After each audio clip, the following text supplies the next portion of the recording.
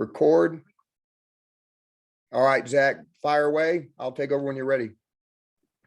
All right, guys, thank you for jumping on. I have Sean Ruggerio on with me, which I appreciate your time, Sean. I know you're incredibly busy. I know we have a lot of people on here today, so thank you for getting on. We're going to kind of go over, Sean and I were talking before. I know there's a lot of brand new people on this call that I've spoken to, and Sean's going to kind of cover, the basics of annuities, how to get into annuity sales, and then, kind of when to use them and all of the above. And I'm not going to say much more because Sean is much better at explaining this stuff than me, but we really appreciate your time as always. And thank you for helping us out like you do. Absolutely, Zach. Thanks for having me. I'm going to give you a bit of a collage here, or almost a hybrid of a couple different presentations. Okay. First, I want to start with the presentation. I'm going to pull a couple slides from this as talking points that we gave at National Convention in Miami. Very successful endeavor down there. I also want to pause and I assume you have the Q&A active since it shows up there, Zach. So if you have questions with these more intimate meetings, I believe, well, with all meetings, but especially the advantage of these intimate meetings is getting a chance to ask your questions and have them answered. So I'm going to set aside plenty of time to answer questions. So just type it in the Q&A. You can type it as it comes up, and then we can answer it toward the end there. So I want to start by illustrating right here, showing visually what our license allows us to do as agents. Okay, so we are an agent and we have a life insurance license. It's easy to comprehend or understand that a life insurance license allows us to sell life insurance. We are insuring someone's life. Another way to state that is we are insuring someone's human capital.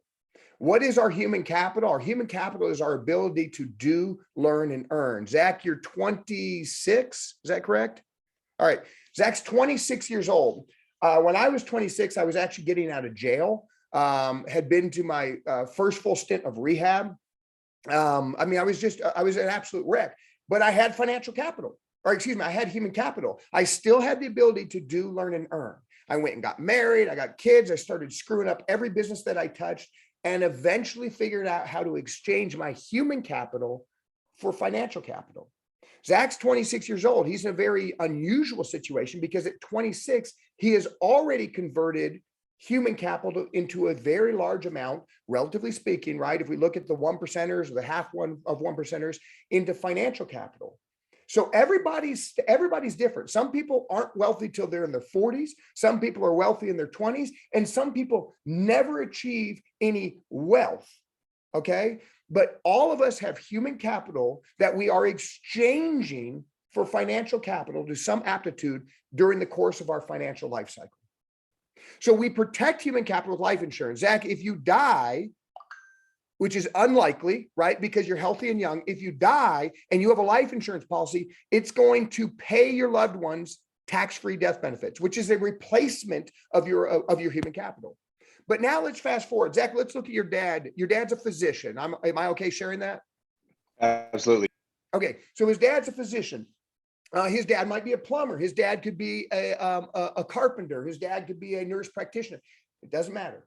Whatever he's doing, he has been exchanging human capital for financial capital over the course of his decade. So his dad is 3 decades, 4 decades older, right? And so as we look at his father is a prototypical or archetype for someone who has exchanged a lot of their human capital for financial capital. Now, what happens in those situations, Zach? Oftentimes, you'll have people who they do have a need for protection of human capital. They're 60 years old. They have sent out a request for mortgage protection because they are taking a mortgage out at 60. They're not sure if they're going to live to 90. They don't think they're going to get any pay raises at 76 years old, right? You get my point? They really are concerned about their human capital because if they die, they're going to leave an unpaid house to their loved ones. That is where we are protecting them with life insurance or human capital. But when we ask golden questions, I'm going to talk to you about the golden question. We discover that Zach's dad is that prototypical person who, oh, by the way, they have financial capital. And in fact, there are going to be instances where people feel like I don't need my human capital protected, but they do need their financial capital protected. So we protect financial capital with fixed index annuities, with annuities. Okay. So that's it. Your license allows you to do both. And I think what we see, because people can tend to be intimidated about it, and I'm going to make sure that we remove that intimidation. What we see is people who only focus on one side of the business. They only focus on protecting people's human capital. They never focus on protecting financial capital. Why? Zach, the reason they don't do it is because they feel like it's not what they're supposed to do. They feel like it's out of place. They feel like they don't understand it. And if you don't understand it, you don't have confidence, right? I know the game of football very, very well. I played it all through college and a year afterwards. I coach it. I've coached something like 18 seasons, something ridiculous, right? So if we had a conversation about football, I'm in the know. Zach, my oldest son started playing rugby. Do you know what I know about rugby? Nothing. It's confusing. I've watched probably 20 rugby matches and I have no idea what's going on. So for me, rugby is how I view, or how many people view, protecting financial capital. The cool thing about it is that there's not this big set of rules. It is a very basic thing that boils down to 3 fundamental values for a fixed index annuity, or for annuity, that I'm going to share with you. So don't be intimidated by it. The number one thing you can do as an agent is go screw up. Go ahead and go screw up. Screw up 1 time, 2 times, 3 times. By the 4th time you do it, you're going to be protecting people's financial capital and you're going to be making money. You just have to understand your license allows you for complete protection. And now your heart needs to have you go out and offer people complete protection. And in doing that, you're going to untap all the quadrants, all the aspects of your license, and all the things that Family First Life has to offer. And why is that valuable? Well, 1, it protects the people. Okay. And we're there to serve. Secondly, it optimizes your time and maximizes your license, so you make the most money for the amount of time you're spending working. And third, it makes you more attractive. Hiring can be a big part of our agency growth and a big part of our career. We want to build an agency. You need to make yourself attractive. Do you know how many niche agencies there are out there? Right? I've talked about the generations before, Zach. The old generation, right? The old breed, myself, the Matt Smiths, the Mark Meads, when we were out there slinging life insurance, just trying to pay for our federal lawsuit fees, right? We were doing primarily mortgage protection. We were driving everywhere. I didn't even hear of Zoom. It wasn't invented yet. Then you had that second generation where I think that the internet leads kind of came into the fray, and there was a plethora of lead value, and we could be very singularly focused. And people were landing integrity deals by almost just throwing leads at the problem, right? Boom, boom, boom, boom. Now we still have great lead option, great lead vendors with complete transparency to help and assist agents, but there is a change. It is constantly evolving. The next generation of successful agents and agencies are going to be those that offer complete protection training. So whether you are a brand new agent and you need to add $25,000, $50,000 to your bottom line this year, or if you're an agency, young or mature, that's growing, offering complete training is going to make you more attractive. And that's an important part of what we do. All right, let's go ahead and cruise through this here. We have a 4-quadrant system: final expense, mortgage protection, general life insurance. Those are lead driven. We write simplified issue business like America or Mutual of Omaha because 1, you can solve the client's problem right away. 2, you don't have to get on your phone and call 20 of your friends and neighbors to try to sell them something. There are people out there who are asking to be sold something. Right? Doesn't mean they're going to buy. It doesn't mean they don't need some education or some finagling of their health or their budget or whatever it might be. But there are people out there raising their hands saying, please help protect my human capital. Please help protect my human capital, because they understand that. But by asking questions, we then get into the aspect of our license, the holistic protection of our license that allows us to protect financial capital or create financial capital with IULs. Now I'm going to focus on annuities for this call, but all we do is simply ask questions. What are those questions? I'm going to show you in just a second. There are 4 steps to success. If you want to succeed in the advanced markets, the first thing you do is set the tone. Explain to clients what you do. Explain to agents that you're hiring what you do, right? I am a licensed insurance agent in the state of Idaho, Washington, California, wherever you might be, Colorado. Okay. I offer and specialize in mortgage protection, final expense, general life insurance, but also, and here's the thing, also asset protection and retirement income planning. asset protection, retirement income planning. Why do I do that, Zach? I do that because now when I ask them a question that pertains to their money, it doesn't seem odd. I told them I was licensed to do that. So put it on your business card, put it on your email, and tell people, make that presentation when you sit down with them. And don't feel uncomfortable. Zach, I should feel more uncomfortable asking you if you have HIV, or asking you what medications you take, or asking you what your monthly income is. To me, those are far more intrusive questions than, do you have anything that acts like insurance, like a 401k? So the old bull crap idea that, oh, I don't feel comfortable asking that question, you need to get over that. Because when we are doing our job as professional licensed field underwriters, we need to ask questions. That's our job. So do it the right way. The second step to success in the advanced markets, the second step of success when you're finding and selling and helping people with annuities and protecting financial capital, is asking the golden question. The golden question is this: what do you have that acts like life insurance? Right? Do you have any life insurance? Do you have a term policy, a whole life policy? Yes or no? Then what do you have that acts like insurance? Like, what are you self-insuring with? Maybe a 401k, an IRA, an annuity, something that's going to go over to your loved ones if you die. That's the golden question. You simply have to ask that every single time. You use ask a specialist, because Zach, where will it screw them up? If someone asks the question, let's follow these steps. Hey, Zach, Sean Ruggerio, I'm a licensed agent in the state of Colorado. I specialize in mortgage protection, which is something you requested, final expense, general life insurance, but also we're one of the nation's leading providers of asset protection and retirement income planning. There you go. Step one, I just did it, right? Now I'm going to proceed with my field underwriting. I'm going to sit down with you and I'm going to say, Zach, whether I'm doing this over a Zoom call or in person, I'm going to sit down with you and say, okay, great, Zach.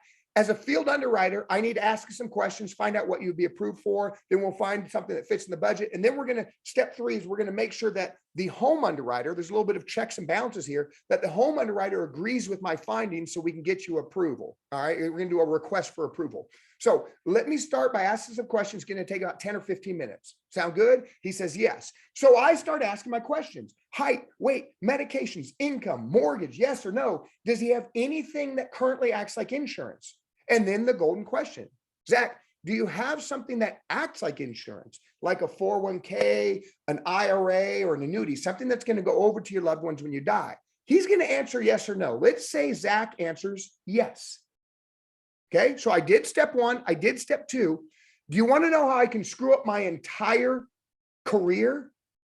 If I stop there and I say, well, Zach, hold on, let me open my laptop, let me start barking out some carriers, let me start running some illustrations, I just screwed everything up. That is not the best way to do it. Here's the best way to do it. Upon conclusion of the meeting that we had, right? Zach, I was there to protect your human capital, specifically for mortgage protection. That is what I'm focused on. During that interview, I asked you the golden question and you said, yes, I do have something that acts like insurance. So upon the conclusion of that, I'm going to say this: hey, Zach, in regards to that IRA that you said you had, is that money protected? And Zach might say something like, I don't know, or tell me more. Well, I told you we specialize in asset protection, retirement income plan. I don't have time right now, but Zach, I'll meet you next Monday, same time. It's that simple. See, I didn't create all this drag. I didn't throw my entire schedule off, right? You ever been at the doctor's office, Zach, and they get delayed by one appointment? Now all of a sudden it has a ripple effect, and everybody, by the time the day's over, your dad's experienced it, right? By the time the day's over, they're 4 hours behind. You must protect your schedule. There are too many people to protect, and your time is too valuable. So we simply set that appointment for the following week. We go into our CRM. Is that link up, Zach, by the way, in the new CRM? No, it's not right now. So I've just been sending everyone the email. I'll make sure that I'll call Peter right after this. You go into the CRM, and you all have a temporary access where you just email it directly to Bridget, and we'll give you the email there. But you use the Ask a Specialist. You ask the experts, my group, what do I do? You're going to say, hey, I've got this person. His name is Zach. He's X years old. He has X amount of money. and he says he has no, he doesn't, he's open to some ideas. We send that over. The Ask a Specialist within 48 hours, usually closer to 24 hours, is going to return to you an email. That email is going to have an illustration. It's going to have the carrier, the product, an explanation of what we're doing, a couple videos for you to watch, right? 11 o'clock at night, you're probably not selling too many insurance policies. So you got two choices. You can watch Game of Thrones, or you can actually study and get a little bit better. And here's the cool thing about it. If you do this one time, you're going to suck. You do it 2 times, you'll suck less. You do it 3 times, you'll be okay. By the 4th time you do it, you're going to be actually pretty good. So think of that small investment. You take that Ask a Specialist email, you absorb it, you memorize it, you do the best you can, then you go out there and you absolutely fail. Or maybe you don't, right? My point is, this is something that you can do that will not disrupt your business. Let the Ask a Specialist, let the experts show you what to do. And now you present that solution. So that is important. You must use Ask a Specialist. Don't take this on and become the next annuity expert. Those people end up poor and out of the business. Okay. Finally, keep score. How many Ask a Specialist do you submit every week? How many Ask a Specialist do you submit every week? We can tell you how many families we protected. We can tell you how many dials you made, how much money you spent in leads. We're balancing our P&L. We can tell you the annual premium that we submitted. But when I was in national convention, remember when I asked these questions, Zach, who's licensed, who's written life insurance policy, who tracks the number of dials they make, who tracks the number of families they protected? All these hands are going up. When I asked the question, who here tracks how many Ask a Specialist they submit every week? Not a single hand, 11,600 people in the stadium, not a single hand was up. The bad news, that means I've done a bad job and Sean Mike's done a bad job. The good news is we got people like Zach determined to fix it. So the world is your oyster. You start keeping score for you as an individual agent and for your agency, whether they're small, medium, or large. It's going to make a huge impact to your bottom line and to the families that you protect. Hey, Sean, real quick, before you go to the next one, say you're running 30 appointments a week. What do you think a reasonable number for a new person how many should they be submitting a week on 30 appointments? Perfect. Let's reverse engineer that. So statistically, 1 out of 4 people will have some money. Okay. So if we take 30 and divide that by 4, we're at 7.5. Okay. And then and let's say half of those, and I'm being really, really conservative, half of those are actually interested in you. Okay. Because 30 appointments, there's going to be some one-leggers, there's going to be some no-shows. There are going to be some people that just don't jive with your personality. Don't ever take it personal. So let's cut that in half and let's say 3 to 4. You should have 3 to 4 Ask a Specialist. I think if you were tracking and even cutting it down more, 2 to 3 for a full-time agent, 2 to 3 Ask a Specialist every week, I think you're on track. Perfect. Thank you. Yeah, you're welcome. That's a great question. Because you know what, Zach, if we don't ask that question, then we feel like we might be failing. We feel like, hey, I didn't submit 50 Ask a Specialists. Right. And we, I'm going to talk general numbers, hypothetical, results may vary, blah, blah, blah. My point is this. If you just ask the golden question, and if you just sold one annuity every single quarter, like every 90 days, you would add probably about $25,000 to your bottom line as a commissioned agent. I mean, $25,000. Does that help with staff? Does that help with leads? Does that help with gas money? Does that help pay your cell phone, your office bill? Oh my gosh, yes, it does. Right. And here's the cool thing about it, Zach. That $25,000, did it cost you extra leads? Is there like a separate bucket you have to buy from? Did it even require additional phone calls? Or are you sitting down with the people you already contacted? Right. It is pure profit when we approach it the right way. Your most valuable asset is time. So don't ever let an advanced market sale suck your time. That is a key pitfall you need to avoid. That's what I was talking about. Use the Ask a Specialist. They are either in or out. Yes or no, because I'm moving on. And only focus on those that are excited to meet with you, the ones that are saying yes, the ones that are nodding their head. The other ones, let them go. And that's how we find that efficiency. And so now if you get 2 or 3 Ask a Specialist every week, Zach, you're on track, right? You're on track. You're doing well. Okay. So we covered the golden question. You again. I just didn't mean to interrupt you, but that's what you were saying too. If they say like, I'm not worried at all about losing money, I'm totally good. My brother is my financial advisor. I'm totally happy with that. You're like, okay, cool. That's not the client I'm looking to work with, right? Yep, And you just 100% move right. past that and don't 100% stress right. on it. Okay, cool. Yeah, Perfect. yeah, I just want to exactly. highlight that. I appreciate it, dude. And here's another little coaching point. Make sure we're very specific with what we want. Okay. My brain always goes to kind of these crude off-color analogies because I think they're kind of funny. I can't think of an alternative, but here's my point. Clients are normally very bad at confrontation.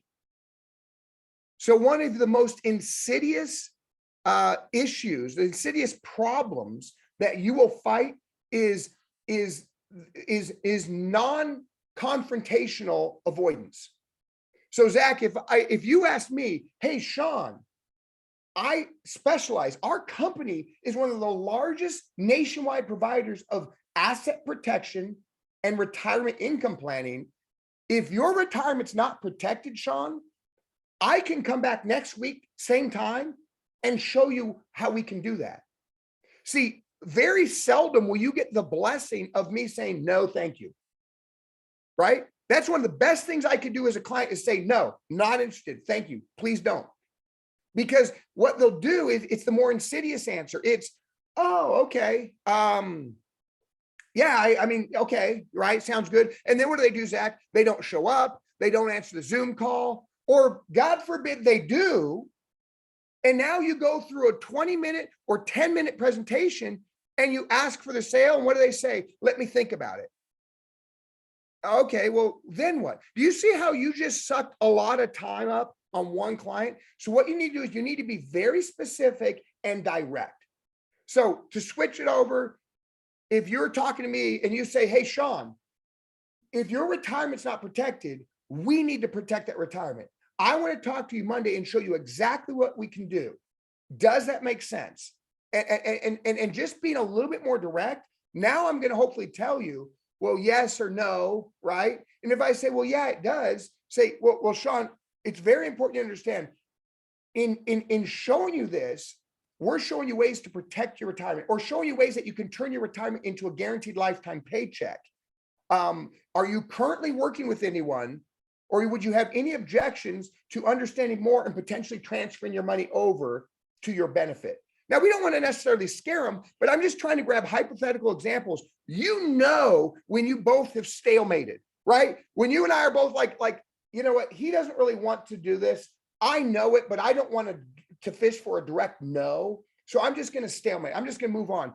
Do not let that interrupt your business. Be very direct, very specific, and only work with those people who want to work with you. Okay. So by the end, now let's say that does carry into a second presentation. Vivian Vile, she does a great job because even though she meets people in person, she does her annuity appointments, and she did 1.8 million in annuities and she didn't need work the whole year. She did $1.8 million annuities. She often does the annuity appointment over Zoom to be efficient. But if that person by that first annuity appointment isn't ready to move, they're not going to do it.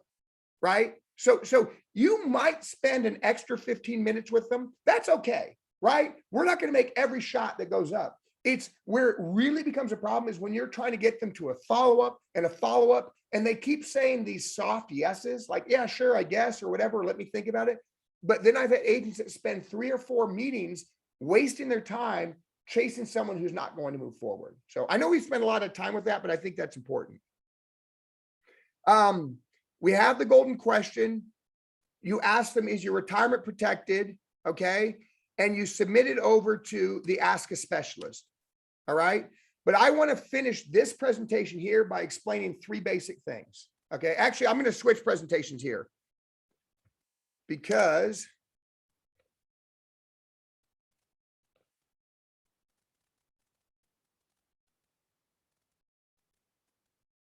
okay, this is the one we did for integrity last week in Salt Lake. I just missed you. Okay, so we talk about the human capital and the financial capital. A quick little background. There are 4 types of annuities. Moshe Milovetsky talks about there are people out there, whether they're agents or clients, who if you say the word annuity, they say, I'm not interested. Why? I don't like annuities. Okay, saying you don't like annuities is like saying you don't like funds. It's completely erroneous. What do you mean you don't like funds? Are we talking about mutual funds, hedge funds, right? Are we talking about real estate funds? To say you don't like funds without some sort of prefix on it or indicator what type of fund you're talking about is completely erroneous. Annuities are the same thing. People are extremely ignorant when it comes to annuities. When a client thinks of annuities, Zach, what do they think of? They think of one of two things. They think of something that is a bet. It is money given for lifetime payout. And if you die too early, you got screwed. Or they think of something that is really tricky and screws people over and has these hidden fees. And that's a variable annuity. Now, I'm not totally bashing variable annuities, but they had a bad experience or they had someone exploit variable annuities are a bad idea. The vast majority of people have no idea how a fixed index annuity works. And when you truly educate them and you disarm them a little bit, you say, listen, hold on, please let me explain what a fixed index annuity is. When you do that, you see why it's one of the fastest growing tools for retirement, because it makes so much sense for someone. So there are 4 basic types of annuities. So Zach, I just want to shift and give people a little bit of background. Okay. Your license allows you to sell 3 of them. Okay. It allows you to sell a fixed annuity. It's also called a MIGA, multi-year guaranteed annuity. Okay. So a fixed annuity is a short term, 3 to 5 years, sometimes 7 years. And all it is a fixed return. If the fixed annuity gives you 3%, and the market goes up, Zach, you're going to get 3%. If it gives you 3% and the market goes down, you get 3%. If the market goes sideways, you get 3%. If California is absorbed into the Pacific Ocean through a tsunami, you get 3%, right?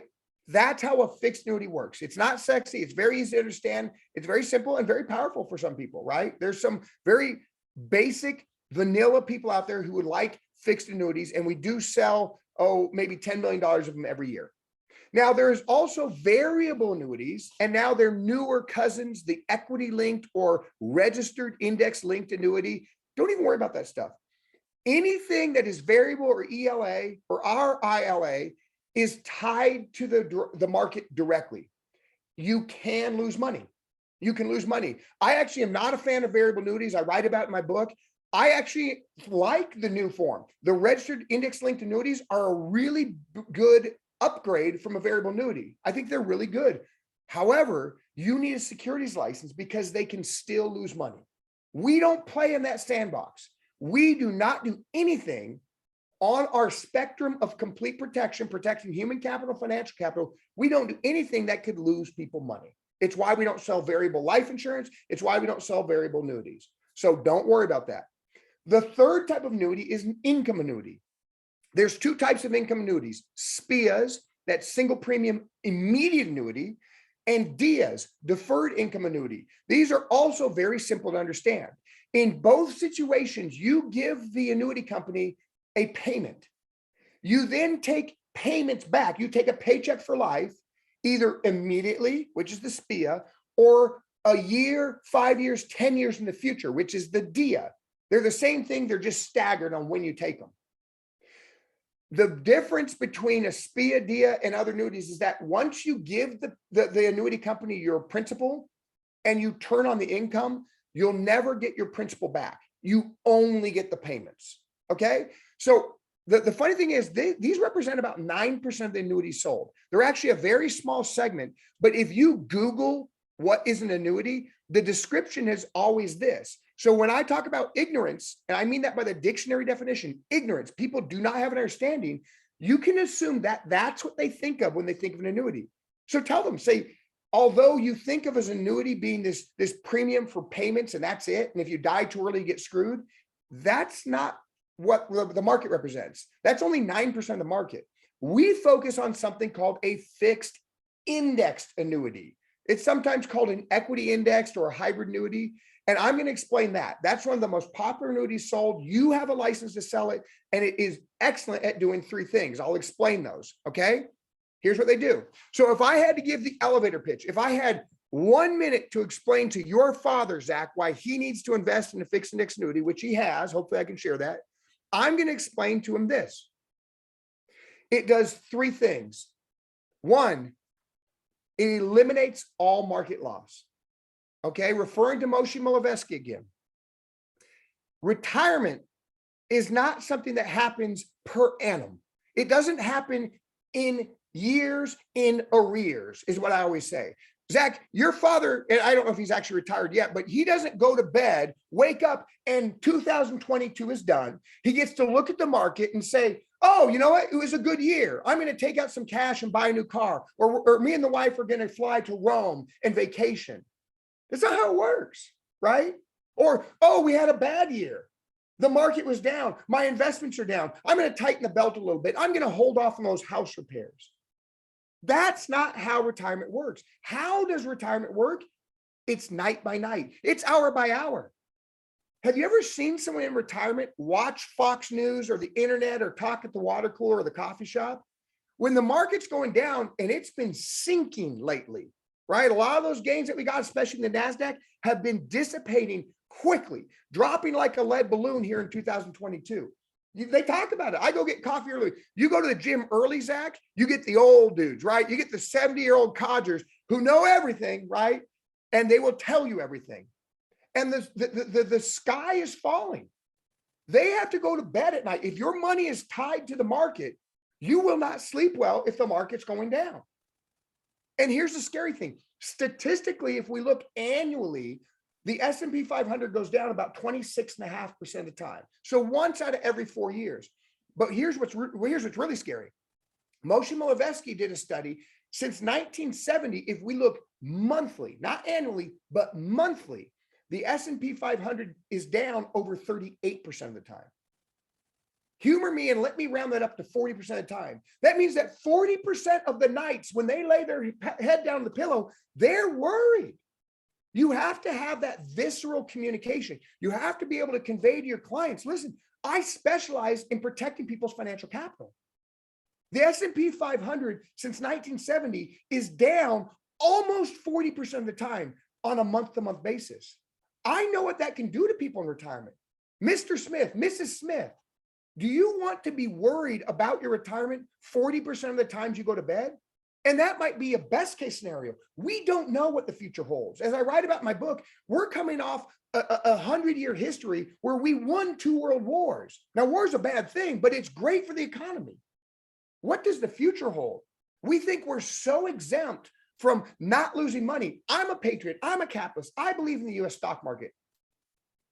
But what if? Did you know the Japanese markets in 2001 collapsed? They just now last year recovered to the point they were in 2001. Wow.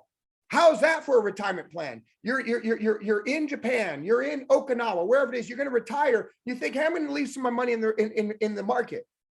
And then you have to deal with losses for the next 20 years. That would never work. Look at the oldest stock market in the world, the Netherlands stock market, the first one ever. It has never recovered. Its high point was in 1999. Never has it achieved back to the high point. That's including inflation. That shows you that they lost faith and confidence. It had to deal with situations, taxations, economy problems, unemployment that they didn't predict and couldn't get a hold of.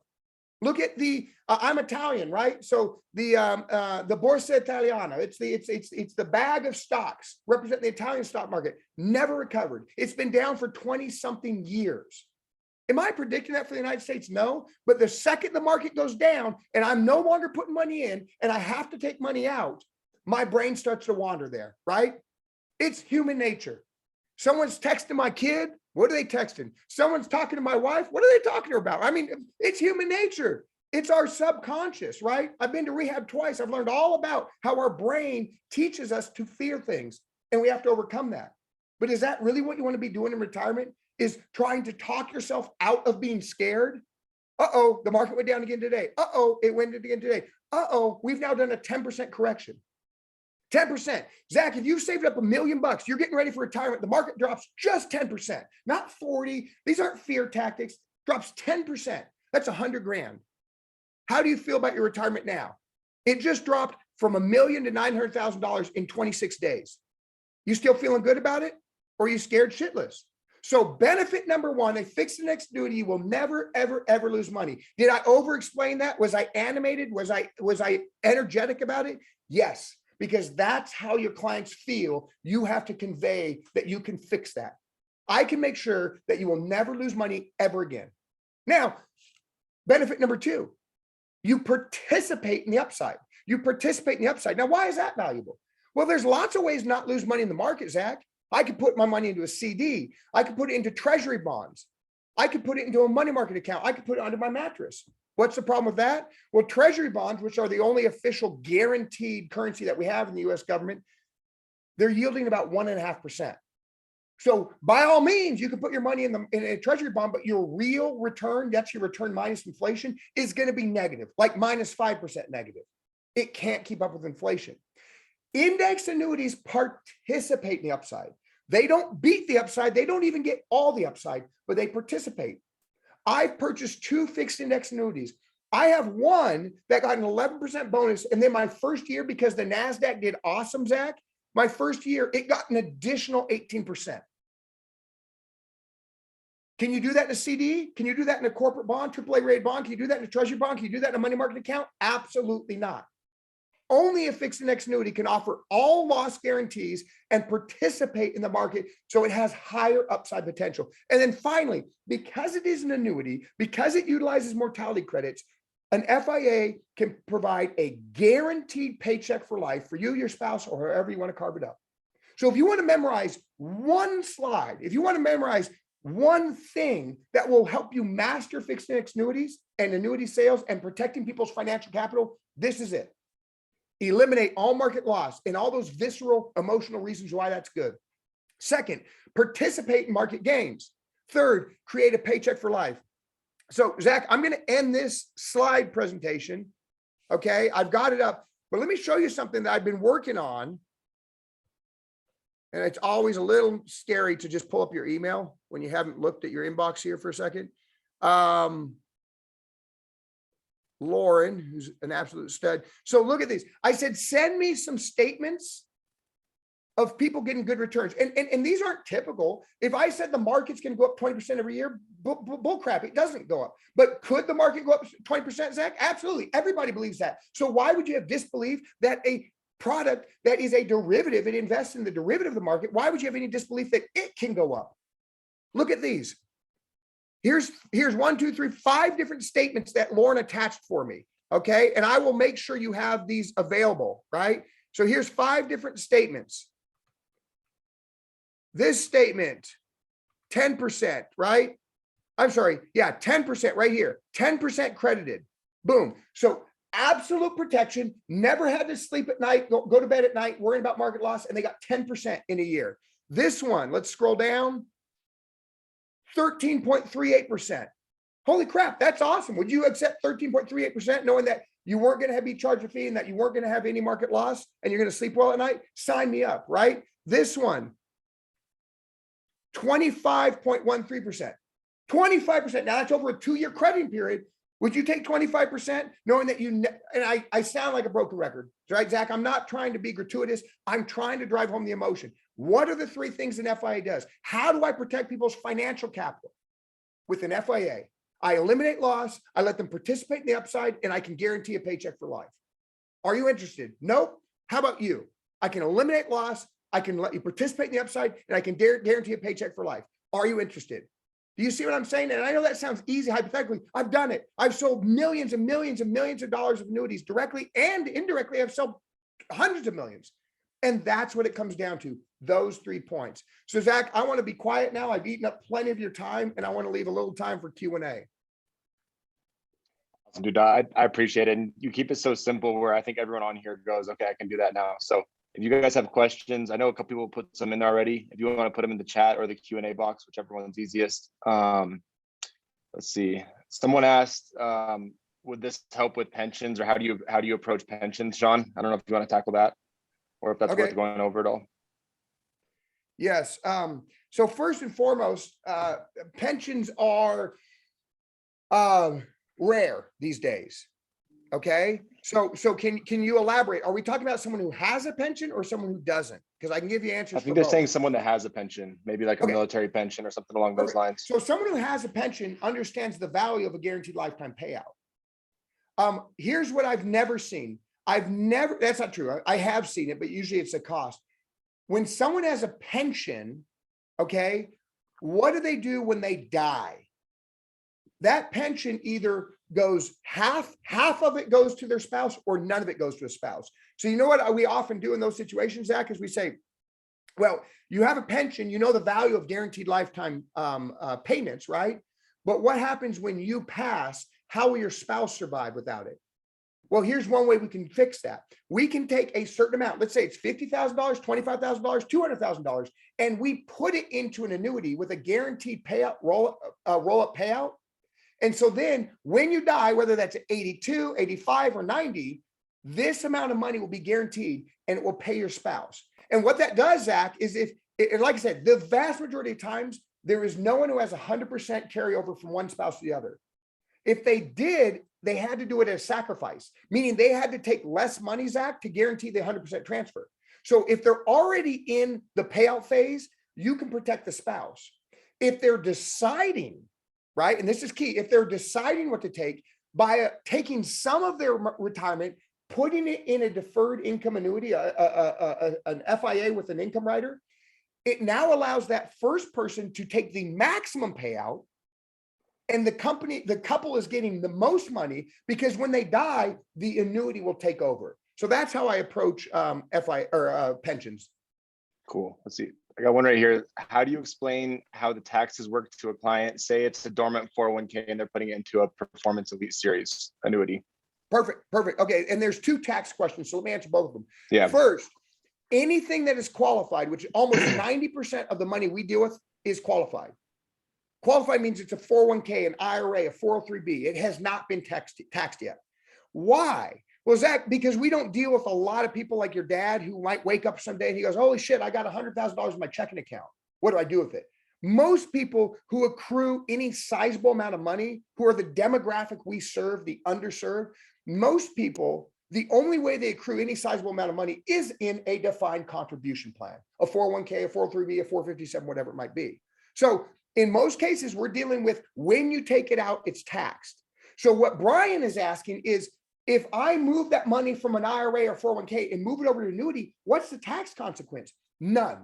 It is a direct custodial transfer or a rollover. Those are the two definitions. No taxation whatsoever. And that's a great question, Brian, because the company who is moving it, the previous custodian, the incumbent custodian, by law, by safeguard laws, they have to explain to the client, be careful, there could be massive tax consequences. What is the client thinking? Oh shit, this is I just screwed up my retirement. No, you didn't. You are 100% okay. We're going to move that from a 401k over to a Performance Elite 15 and set it up as an IRA. There are zero tax consequences whatsoever. Second question from Victor, if they receive income from an FIA, is it taxed as income? Well, first, most FIAs we sell at Family First Life are qualified. It doesn't matter if you have it in illegal drugs, prostitution, FIA, bonds, whatever you have it in, classic cars. If you take money out of a qualified account, it's all taxed because it was never taxed. So it does not matter what the vehicle is.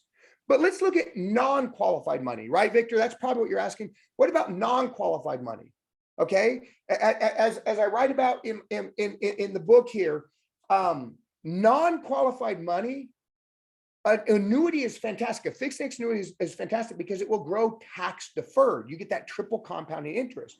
But when you take money out of a non-qualified annuity, you pay what is called the LIFO, L-I-F-O, the LIFO taxation system, which is last in, first out. So if you put in $100,000, Zach, it grew to $120,000. And now you want to take out $30,000. The first $20,000, Victor, will be taxed as income because it's interest. And then the next $10,000 is just return of principal. So that's the last in, first out system. And anything that was accrued as interest will be taxed as income. So hopefully that answers that question and Brian's question. Someone else named Sean, spelled the same way I spell it. What information is required when submitting to ask a specialist? Can you explain the underwriting process for annuities, specifically FIAs? So Sean, the best way to do that is go on, log on. We're going to have that active here very soon, but it's all secured. It's SSL encrypted, and it's all drop downs. And most of the drop downs include a I don't know answer. So we need to know their name, we need to know their state, and we need to know their age. Beyond that, just tell us roughly how much money we're working with, and then give us an idea of what their biggest concern is. All of this is all click, drop down, check boxes, submit. And anything that you have as far as extra flavor or narration on the scenario, you can type it in the extra comments at the bottom. But the basic information we need is we definitely need age, we definitely need state, okay? And there are no health questions because there is no health underwriting to an annuity. Sophia, is there a minimum amount that you have to put in an annuity for them to get paid for the rest of their life? No, but we can't change math, just like you can't change physics. And here's what I mean. Let me answer this two ways. I'll make it very, very quick. One, I wouldn't touch an annuity below $25,000. Okay. Why? When you start getting to someone who has only $5,000 to their name, technically we can put that somewhere, or only has $10,000 to their name. That is their emergency cash. Can we guarantee that for the next 10 years, they're only going to need 10% of that? Probably not. And the commission's really, really low. So even though there are annuities that will allow for $5,000 or $10,000, I don't touch it until it's $25,000. Okay. Now, answering your question, Sophia, I can take a $5,000 annuity and show someone guaranteed lifetime income. But people are bad at math. Your clients are ignorant about financial capital and protecting it, and they're ignorant about annuities, and they're bad at math. Here's what I mean. A withdrawal rate of say 5 or 6% is an excellent guaranteed withdrawal rate. But what's 5% of $10,000? It's $500. Divide that by a monthly payment. What is it, like $40 a month? Hey, congratulations. You just turned your retirement into a $40 a month paycheck. No one likes that. So I don't even show guaranteed income until we start getting to maybe $100,000. Now the Ask a Specialist will walk you through this. So the math is still valid, but the person just doesn't have enough money. And Zach, here's the funny thing. Here's the ignorance. And here's where agents need confidence. They need to educate people. Someone has $65,000. My mom worked for the Catholic Archdiocese of Seattle for 286 years. She saved up a whopping, I hope you're sitting down, a whopping $38,000. That was her 403B, $38,000. And she's like, whoo, how much is this going to pay me? Hardly anything, right? Because it's only $38,000. Sounds like a lot of money when we look at it, like $38,000. It's a lot of money in my checking. It's a lot of money for one thing. I've never written a check for $38,000. Look at your expenses. Look at your grocery bills. Look at your Amazon Prime membership. Look at your Netflix bill. Look at your cell phone bill. You know how quickly we blow through $38,000? People spend more money than they realize, yet they save very little money. So the optics are bad on that. Knowing that, I never present lifetime income to someone less than maybe $100,000. Doesn't mean I don't protect it. If they've got $25,000, $50,000, I'm going to show them a way to protect it, participate in the upside, and then they can take systematic payments out, or they can have it there as an emergency access fund for when they need it. So hopefully that makes sense. Michael and Isabel, what is a guaranteed roll-up payout? So using any sort of FIA that has a guaranteed income rider, what it will do is it will guarantee a certain percentage of roll-up. I'm going to use the Athene Ascent. So if I have $100,000, it's going to give me a bonus of $25,000. Now, this is only for income purposes. It's not cash. Don't let this tantalize you too much. It's going to give me $125,000. Now it's going to guarantee 10% simple interest every year. So it's going to add another $12,000, $12,000, $12,000.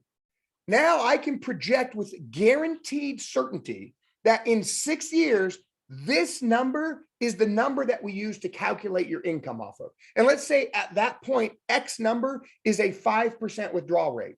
Well, it's grown 25% plus 10% plus 10% plus 10% plus 10% plus 10%. Boom. Whatever that number is, times it by 5%. That's my guaranteed lifetime payout. So when I gave you the scenario, Michael and Ann, about the pension replacement, I was using a guaranteed roll-up payout. And that's what it is. And we can handle any of those. Don't worry too much about it, because depending on the scenario, even if you submitted to ask a specialist a hypothetical situation, hey, if someone had $200,000, what would their guaranteed payout be in 6 years or 5 years? We can show that to you. Pancho, I think I know Pancho. If they're in the process of transferring their funds to a Performance Elite 10 plus with a theme for $220,000 and change their minds last minute because they saw the market dropping, how would you go about educating them and getting to proceed with the rollover? Here's how I do it. I actually have, and Zach, if you email me, I'll send this to you. I call it the bump. Okay. So give your retirement a bump. So here's the question. So Pancho, if I was dealing with your client, I would ask him this. It's $220,000 and you're now nervous about moving it over because the market's dropped 10%. So that 220 is down to 200, rough numbers, right? You feel like you lost that money, correct? Okay. Well, two things I want to explain to you. One, we are going to give you a bonus on the Performance Elite, which will immediately help you recover some of it. And two, and most importantly, what if the market goes up? Here's where people lose reality. If the market goes up, guess what happens with their FIA, Pancho? It goes up. But if the market goes down, they won't lose any more. So they're looking at it the wrong way. I'm at 220, it's dropped to 200. I want to wait. I'm telling you, Pancho, that's risky, because if you wait, one of two things is going to happen. It might come back up or it might go down. If we move forward, we are going to eliminate any future loss. We're then going to recuperate. So eliminate, recuperate. We're going to recuperate losses that you already had. And then I could make an educated statement and say that if the market does go up, you bought it at the right time. Why did you buy it at the right time? Because if you bought it when it was down, remember, we stopped any future loss. We recuperated the losses we had. But guess what happens? The market goes up. Now, I'm not going to promise you any sort of return, and it will never match the market. But how often, Pancho, do people match the market? How often do people buy when they should and then sell at the top? They never do. The market is a roller coaster. All they did is punch a ticket, strap in, and decide to ride it. You know what people do in retirement? Do they decide what their retirement's going to look like, or does the market decide? It's the latter. You are empowering them. So I would tell them they are 180 degrees backwards. They are ass backwards in how they're looking at this. The first thing they need to do this, what's the number one rule? Don't lose any more money. Number two, we will help you recuperate the money you did lose. And number three, you're completely forgetting that if the market goes up, you get to participate in that. So why in God's green earth would you want to wait longer and potentially induce more losses? This is the perfect time to transfer the money over. Hopefully that helps. All right, and we're coming up on 11, so I'll answer as many more questions as I can in 7 minutes. Okay, Zach? Absolutely. And Tyler hates me because I asked her to grab me water and she just won't do it. Liz. Sean, the one question over here on the chat side, it was like, when you're introducing this concept, how do you handle a client that starts bombarding you with questions and that you may not know the answer to? Excellent, excellent. Say fantastic. Fantastic. I will write down all your questions, but let me get to next week first. Okay. So basically, I just don't allow them to ask them. All right. So if we were role playing a little bit, Zach, and I said, "Is your retirement protected?" And you tell me something. I don't know what that means. What does that mean, Sean? No problem. I mean, it sounds like a catch question. It's really not, Zach. We are one of the nation's leading providers of asset protection and retirement income planning. You said there's about $200,000 in your account. Do you have a statement? And what I'm going to do is I'm going to send this back to, we have a corporate team, very regulated, fantastic team that will work up a specific scenario that will show you how we can protect, grow your assets and even create lifetime income payout. So Zach, if you could grab me a statement, that'd be great. And then we'll just meet next week. Now you start hammering with questions, right? Mm-hmm. Yeah, how does that work? Might be. You know, well, hey, yeah, Sean, what does who that is mean? the company? What about how does it work? Yeah. I mean, that's what she's talking about. Those questions. Zach, I would be happy to answer questions, but because I do have some other appointments, because I want to make sure we can speak specifically to your scenario, let me get the information from you, get it over to my team, and then present it to you again next Monday. And then I'll answer any questions you have. Fair enough? And any questions I can't answer, I will find the answer out for you. Fair enough? It's actually quite easy. You just have to control the situation and don't feel like you should know. I like telling people we have a team, a regulated team that does this full time. They're going to give me the suggestion. I'm licensed to present it to you and execute the transfer if that becomes what we're going to do. But I have not made myself the expert. It seems like that's kind of like disarming. No, it's the perfect thing to do. Now you go into it explaining what was shown to you, and anything you can't answer, you say, I'll find out. So take the pressure off yourself. Don't answer the questions there. Explain to them that you use a centralized team that is a group of experts that are highly regulated that will present to them what the proper solution should be.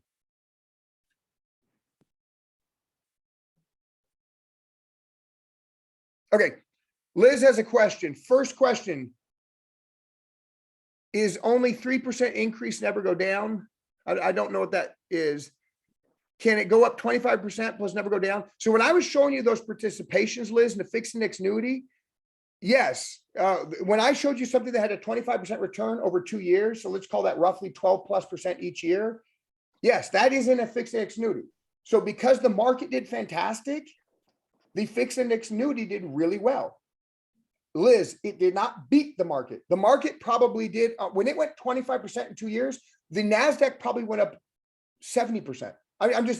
It went up really high. That does happen. It's unusual, but that does happen. When the market goes up, your fixed index annuity will go up. It has double-digit potential. It has double-digit potential.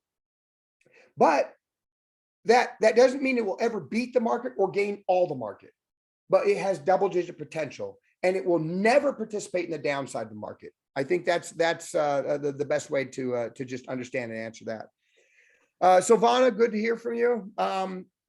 When you use an IULE versus whole life, Silvana, email that separately. I want to focus on just annuities for this one, but I do have an answer for you. You can email me directly or you can email the team, okay? Brian has another question. A client is older, like 70 plus, they want to start accessing the money sooner than later.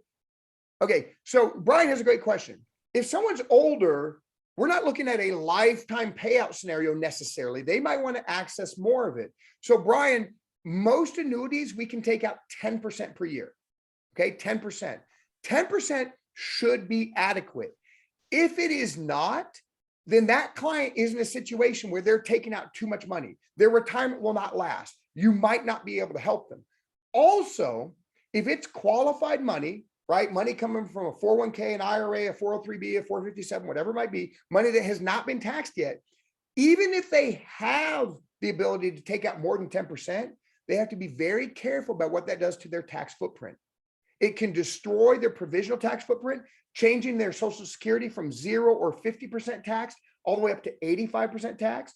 And it can change their marginal tax rate. They might only be paying 10% taxes in retirement. They go and take a big distribution from their IRA, from their annuity, and now they're jumped themselves up to an 18, 20, 22% tax bracket. All right. So we got to be very careful, but rough rule of thumb, you can take out 10% per year. If they need to take out more than that, a fixed index annuity is not a good solution for them, and their retirement's not going to last very long. Two more. Adolfo, if I buy a $100,000 annuity and want to add more money later on, then just buy a new annuity. Multi-premium annuities are a bad product, so just buy a new annuity, Adolfo. That's what I would recommend. We do have some multi-premium annuities, but I don't recommend them.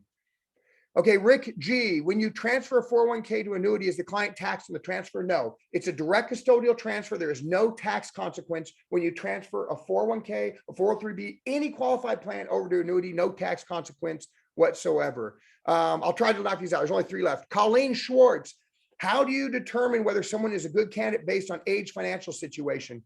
Ask them the golden question. Do you have anything that acts like insurance, like a 401k or 403b? And then when they tell you yes, ask them if it's protected, right? They will tell you. Colleen, as I write about my book, the vast majority of clients are savers. not protect or not investors. Ask that client, Colleen, if the market were going down 10%, if your 401k was to go down 10%, are you comfortable with that? How long did it take you to gain that 10%? What could you have purchased with that 10% in retirement? For some people, a $200,000 retirement, they lose 20 grand. That represents 6-7 years of investing for them. They will tell you if they're a good candidate when you ask those questions. Victor, what happens if the income they receive surpasses the money they put into it? Excellent question. So if you have guaranteed lifetime payout, Victor, and it's done as an income rider, then all that money is taxed as it comes out. So let's say you put in $100,000, you took out $5,000 every single year. You're now 97 years old. The actual principal is gone, Victor, and you are just getting paid payments with having you have no money. You're just living off the guarantee. That money is taxed as income. So it'd just be like receiving an income payout, like a pension payout. Okay. And last question, for the fixed index annuity, is it tied specifically to the S&P 500 or diversified through the Dow Jones, S&P, and NASDAQ? So I'll answer this quickly in two ways. Sean, there are some carriers that do direct indexes like the S&P 500.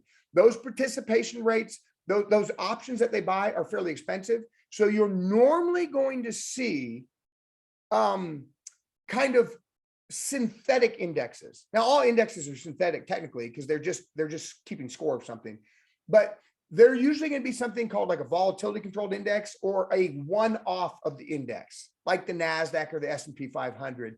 And yes, there are diversified. In fact, when we do someone's index choices, we really never do one index. We usually do diversified indexes. So some of it will be in the S&P variant. Some of it will be in the NASDAQ variant. And some of it might be in a real estate variant or a gold variant. We've got all sorts of different types, bond variants, MAD5, multi-asset diversification across 5 sectors, including currency and commodities.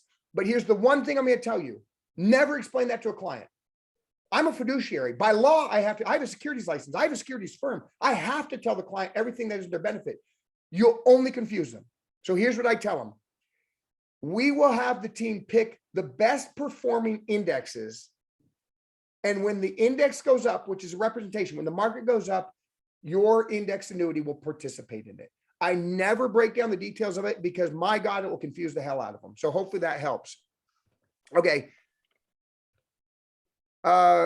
Richard, you have touched on this, but can annuities help with teacher pensions that are retired now and or not retired yet? So yes and no. If someone has already activated a pension, they're getting a lifetime payout, there's usually nothing they can do. Okay. They've already used their pension and hopefully it'll serve them well. But if you have a defined benefit plan, not a defined contribution plan, but a defined benefit plan, like a guaranteed payout as a teacher, hospital worker, whatever it might be, they will usually offer some sort of buyout. So rather than taking the lifetime income, they can settle it. They'll give them 200 grand, 180 grand, 400 grand, whatever it is. We can always run the math. So submit that to Ask a Specialist and let's see which is more beneficial for them. Last question, Liz, do you have to be naturally good with numbers to sell annuities? No, you know what's shocking? I am terrible at numbers. I'm terrible at two things, numbers and math. I'm really bad at it. I trust my software and my process, and I'm excellent at fixed index annuities. The other thing I'm terrible at is spelling. I actually articulate very well. My brain works in a way that I understand language. I speak decent Italian. I speak English, I think well. I think I use the right tenses and the right adverbs and all these different things, but I'm a terrible speller. And I've written a book. Right? It was a bestseller on Amazon, on Barnes and Noble. So no, you don't have to be good. And I am proof of that. You don't have to be good to understand what we're talking about. And you don't have to be good at math to understand the numbers. So hopefully that helps. I know it's a lot of information, but Liz, these 3 things, memorize this. 1, we eliminate all loss. You'll sleep well at night. 2, you will participate in the upside. You won't get all the gains. You won't beat the gains, but you will participate in the upside. And 3, I can create a guaranteed paycheck for life. I can create your own pension. That is not complicated, Liz. That's something you can do. Let our team, the Ask a Specialist, let them handle the scenario. And I promise you that one scenario, it won't be that complicated. You're hearing answers across a multitude It's like a Venn diagram. It's overlapping. That's why it seems like it's a lot of information to grasp. It's not. Memorize those 3 things, submit to Ask a Specialist, ask the golden question, go one scenario at a time. You're going to add $25,000, $50,000 to your bottom line. Keep score. Motivate your agents to keep track of the Ask a Specialist they had, and you're going to find yourself in a wonderful situation. Zach, that's all I've got. Anything else before Awesome, I man. sign off? No, I appreciate it. And we'll definitely get the recording out to everyone. So like Liz can watch this over and over again. So you can watch it back and listen to the way Sean goes through his word tracks and everything. And I think that'll help a lot. And that's Sean, that's what I did. I didn't sell a lot of annuities, but all the ones I did, I just listened to the way you presented stuff and regurgitated it out the same way. So I appreciate your time as always, man. And we will get you back on very soon. Absolutely. Thanks. Appreciate y'all. Thank you guys for getting on. Thanks, Sean. See you guys.